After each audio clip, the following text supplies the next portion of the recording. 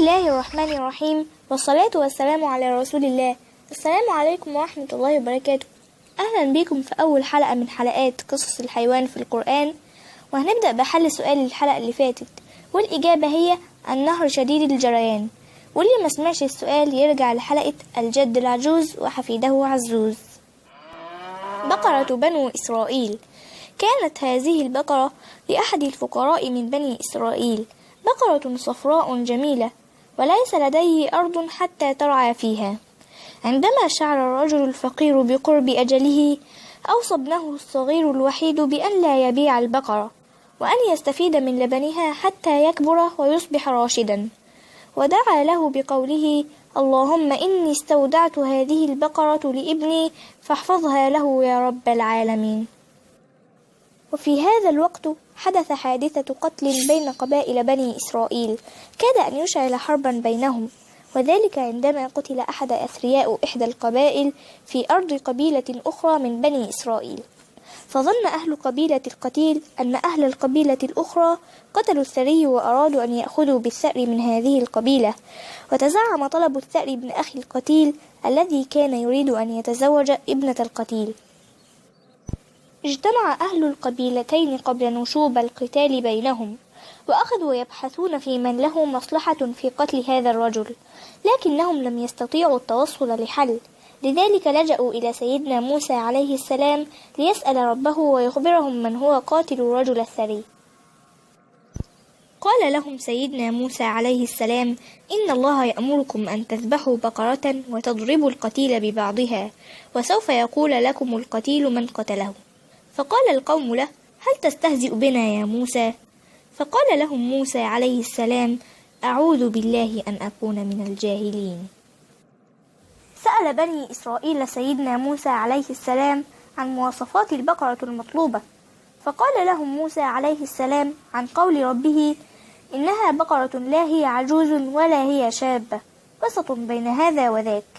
فسأل بنو إسرائيل عن لون البقرة، فقال لهم موسى عليه السلام عن قول ربه: إنها بقرة صفراء فاقع لونها تسر الناظرين.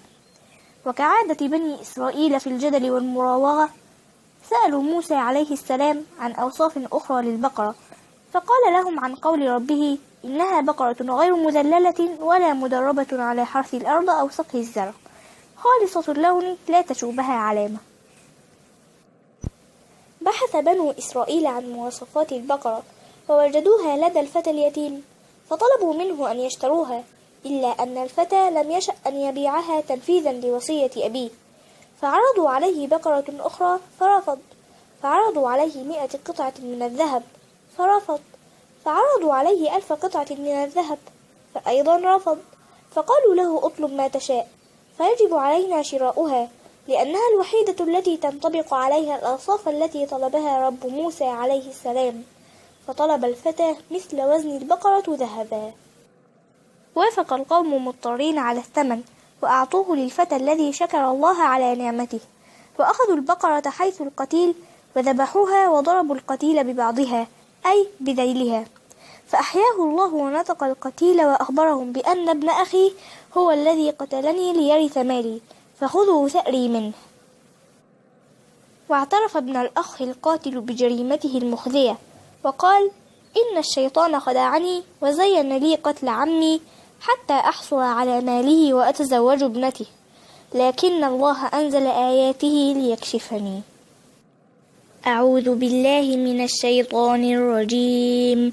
بسم الله الرحمن الرحيم.